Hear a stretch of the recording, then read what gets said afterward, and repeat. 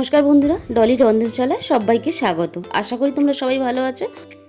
এইভাবে আলু উচ্ছে ভাজলে তার স্বাদটা একেবারে আলাদা হয়। এর জন্য আমি মাঝারি সাইজে দুটো আলু এরকম ছোট ছোট করে ডুমো করে কেটে নিয়েছি, আর কয়েকটা উচ্ছে আমি এইভাবে লম্বা লম্বা করে কেটে নিয়েছি।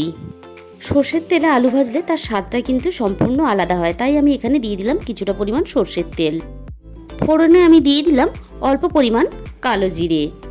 কালো জিরের একটা সুন্দর গন্ধ বেরোনোর পর আমি কেটে রাখা আলুগুলো দিয়ে দিলাম তেলের মধ্যে।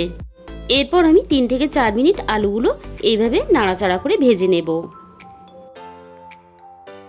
আর নাড়াচাড়া করে নেওয়ার পর আলুর গায়ে কিন্তু আলু ভাজার একটা সুন্দর কালার চলে এসেছে।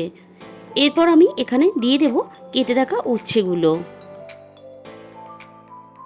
আমি তারপর দিয়ে দিলাম স্বাদ মতো লবণ আর অল্প পরিমাণ হলুদ গুঁড়ো। এবার মশলা দেওয়ার পরে আমি আবারও 3 থেকে 4 মিনিট একইভাবে নাড়াচাড়া করে ভেজে নেব এবং প্রত্যেকবারেই একটু কড়ার গায়ে আমি এইভাবে ছড়িয়ে দেব। আর উচ্ছে কিন্তু একটু ভাজতে সময় লাগে, আমরা সবাই জানি। আমি এবার 3 থেকে 4 মিনিটের মতন ঢাকা দিয়ে রেখে দেব।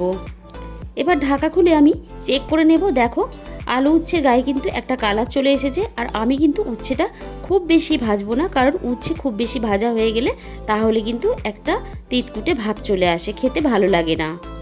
এবার আমি দিয়ে দিলাম কেটে রাখা কাঁচা লঙ্কা কুচি। এরপরে আমি দিয়ে দিলাম কিছুটা পরিমাণ পেঁয়াজ কুচি।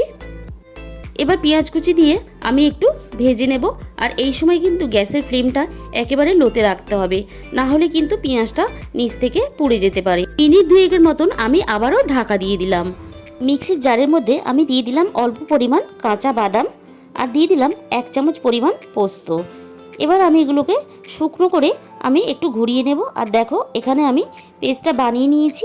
এবার পেস্টটা আমি তুলে নিচ্ছি একটা বাটির মধ্যে। এবার ঢাকা খুলে আমি চেক করে নেব। এখানে পেঁয়াজগুলো কিন্তু অনেকটাই নরম হয়ে এসেছে। এবার হালকাভাবে আমি একটু নাড়াচাড়া করে নেব। আর বাদাম আর পোস্ত দিয়ে যে পেস্টটা বানিয়েছিলাম সেটা আমি এখানে দিয়ে দিলাম। হালকাভাবে একটু নাড়াচাড়া করে ভেজে নেব, আমি কিন্তু খুব বেশি ভাজবো না। আর দেখো, আমার কিন্তু আলু ভাজা রেডি হয়ে গেছে। এইভাবে আলু উচ্ছে ভাজলে কিন্তু খেতে অসম্ভব সুন্দর হয়। আজকের রেসিপিটা যদি তোমাদের ভালো লেগে থাকে অবশ্যই একটা ভিডিওতে লাইক করো আর কমেন্টের মাধ্যমে জানিও। আর আমার পরিবারে যে সমস্ত নতুন বন্ধুরা এসেছো তাদের কাছে আমার অনুরোধ রইল আমার চ্যানেলটাকে সাবস্ক্রাইব করে পাশে থাকার জন্য। আজকে তাহলে এই পর্যন্ত, দেখা হবে আরও অন্য কোনো একটা রেসিপির সাথে। আপনাদের মূল্যবান সময় দিয়ে রেসিপিটা পুরো দেখার জন্য আপনাদের সবাইকে অসংখ্য ধন্যবাদ।